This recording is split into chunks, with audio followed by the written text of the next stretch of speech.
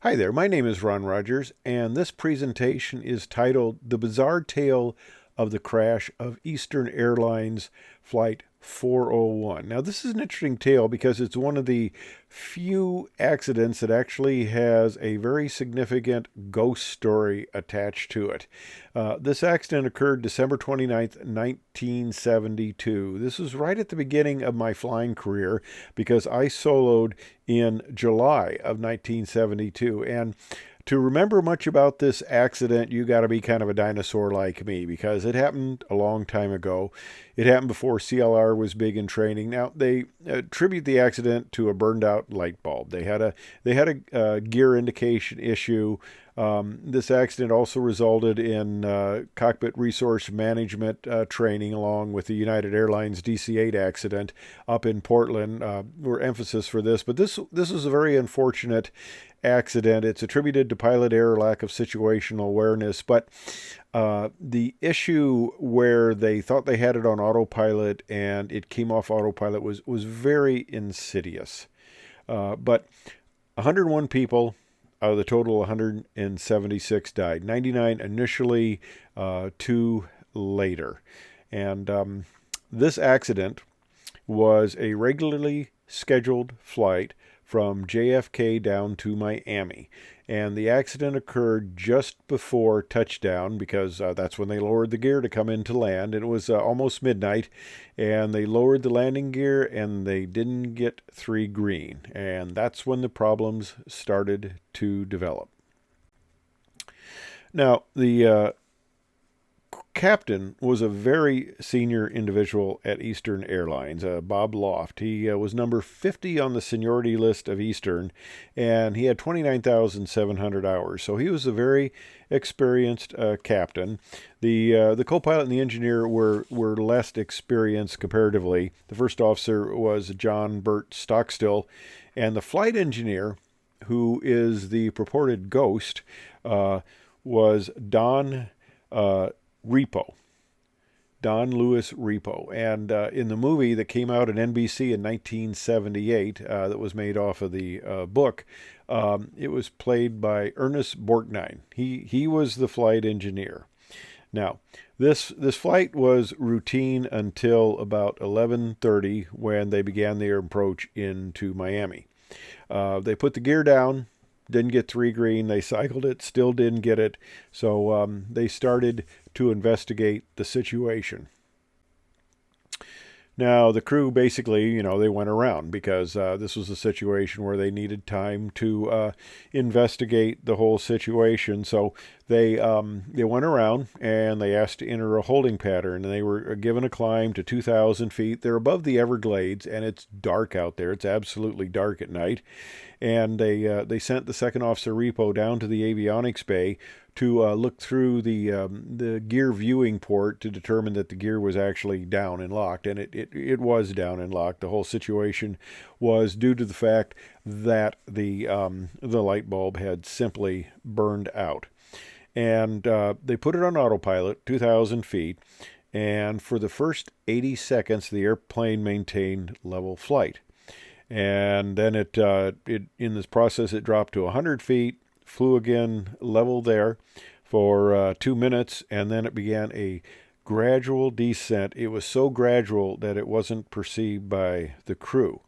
Now, an interesting aspect is that this airplane had the standard altitude warning system where you had a C chime, a chime that went off and indicated that they had departed the altitude, but apparently nobody was monitoring that, and nobody was, nobody heard the chime go off. They were too busy with the other aspects, and nobody actually was in total command of flying the aircraft. Now, what they suspect happened was the airplane was on autopilot, but when the captain leaned forward to talk to the engineer, he put a little bit of pressure on the yoke, and it was just enough pressure on the yoke to take it off of autopilot altitude hold and put it into what's known as control wheel steering, CWS. And this is where that you put inputs into the control column, and the autopilot maintains those inputs. So if you put the nose down, it maintains the nose in that pitch attitude. You put it up, it maintains the nose in that pitch attitude, correcting for thrust, airspeed, and things like that. But apparently they had pushed the autopilot forward, and apparently there was no autopilot warning that it had degraded into this condition, or at least no indication that they were aware of. And they had done the one turn, as you see in the depiction here, and as they started the second 180-degree turn, there was the following conversation in the cockpit. Stockstill, who is the co-pilot, said, "We did something to the altitude." The captain says, "What?" And the co-pilot says, "We're still at 2,000 feet, right?" The captain says, "Hey, what's happening here?" That was 10 seconds before the impact. And it was a very gradual impact. They hit the ground 18.7 miles from 9 left there at Miami. They're doing 227 miles per hour, 197 knots, and they were in a left turn. The left wingtip hit first. The airplane actually went about 500 feet before the fuselage actually began to hit and break up. Now, all in all, 75 people survived the crash. 67 of the 163 passengers and 8 of the flight attendants. The flight engineer was the only one who, out of the cockpit crew, survived, interestingly enough. The flight attendants, in spite of being injured, actually gave quite a bit aid to the passengers. And one thing that compounded their injuries was the fact that the flight attendant stations at this time were not required to have shoulder harnesses. So they only had the lap belt, so they were not as well secured as they should have been. And also, remember, this was at night, total darkness in the Everglades, and they did not have the flashlight next to the flight attendant stations, so that would have aided. And the flight attendants were credited as being very helpful and brave in this. They stopped people from lighting cigarettes that had survived standing around the wreckage. There were some airboat people that came in and were very helpful in helping with the survivors. The mud actually was credited with preventing a number of people from bleeding out, although they got a lot of infections from being in the swampy mud. But the flight attendants were very helpful, and they stopped certain passengers from lighting cigarettes. Yeah, they had all this aviation fuel around. The aircraft didn't burn on impact. They just had all this aviation fuel spread around. And like the great Waldo Pepper, you don't want people to start lighting cigarettes and catching the accident scene on fire. And that would have been a big disaster if they would have caught the jet fuel on fire. So they prevented that. And Frank Borman, former NASA astronaut, and he was the Eastern Senior Vice President. He chartered a helicopter and went out to the crash scene. Now, it's interesting. Most of the dead passengers were in the aircraft's midsection, which is usually considered to be more one of the more stronger parts of the aircraft. And a lot of those people, unfortunately, died. Now, shortly after this, rumors of ghost sightings started to appear. There were sightings of both the captain, Robert Loft, and the flight engineer, Don Repo. And there were sightings aboard other L-1011 aircraft. The rumor is that they used recovered parts off of the crashed aircraft, November 310 EA, and they put them on other aircraft, and one of those other aircraft was a L-1011 318. And as the book talks about, the movie talks about, they cited the engineer, I guess the captain also, but the book mainly talked about citing the engineer on the aircraft. And supposedly these ghost sightings occurred until the parts were removed. Now, it's kind of interesting. Eastern Airlines didn't like the publicity at all, and they threatened the crew members. They said, hey, if you tell anybody that you saw a ghost, you can be fired. So that didn't go over quite very well. Now, John Fuller wrote the book in 1976, The Ghost of Flight 401, and I was actually I was in a fighter unit. We were going down to Savannah, Georgia, down to the range down there, and I was stationed at Cleveland, and I flew Eastern Airlines flight from Cleveland down to Atlanta, and then I went over to Savannah. And on the way down, a young lady came down, sat next to me. Now, this is one of the things where you're sitting in the seat, and this beautiful young lady is coming down the aisle there, and you're going, "Oh, please let her sit next to me. We can have a fun, nice discussion." Now, this is a slight digression here, but I think it's kind of an interesting story because she comes down, she sits next to me, and I know most of my people who watch this are Americans, and you know how Americans are. They'll sit down next to a stranger, and 20 seconds later, you'll know their life story.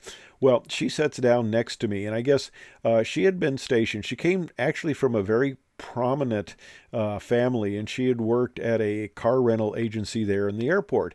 And she had started a relationship with a gentleman who she later realized was married.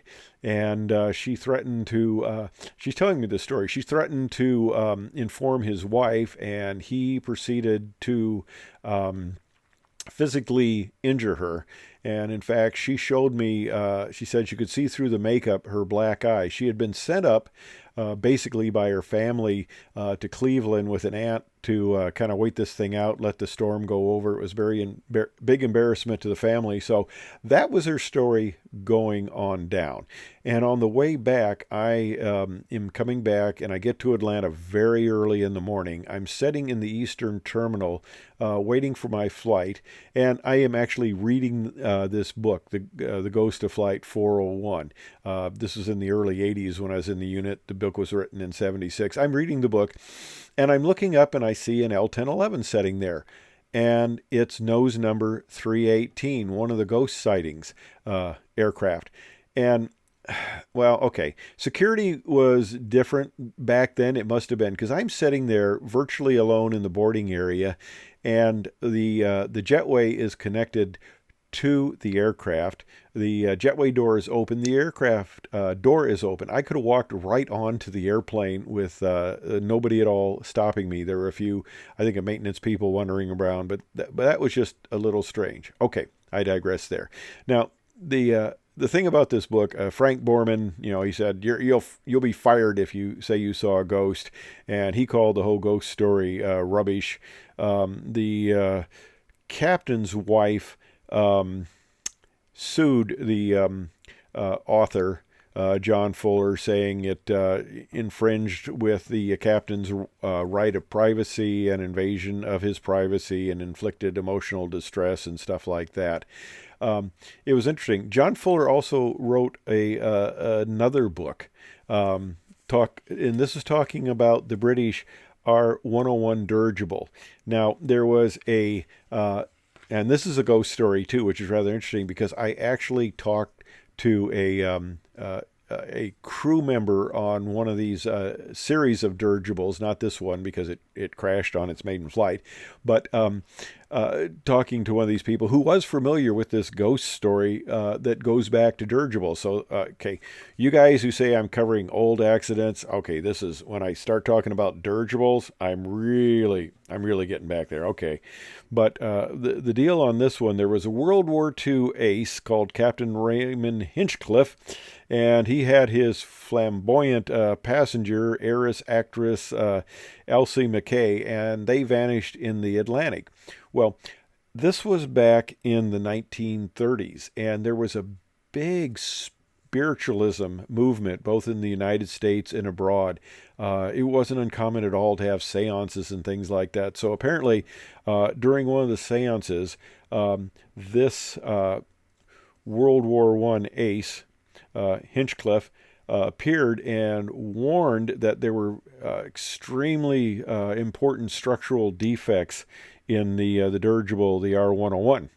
And he warned people not to fly. Well, they ignored him, and the aircraft took off, and it crashed on the French side of the English Channel, killing all but 6 of the 54 passengers.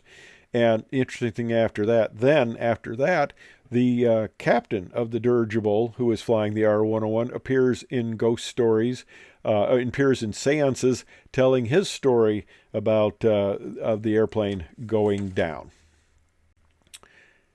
So that's the tale of Eastern Airlines Flight 401.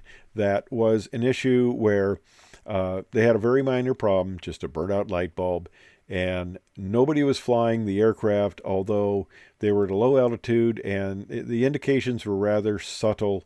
They thought it was on autopilot. They thought they were under control. I mean, that's fairly reasonable, but you still have to dedicate. I mean, that's what comes out of these accidents. You learn to dedicate one crew member to fly the airplane, because that's the most important thing in any emergency checklist, is fly the airplane.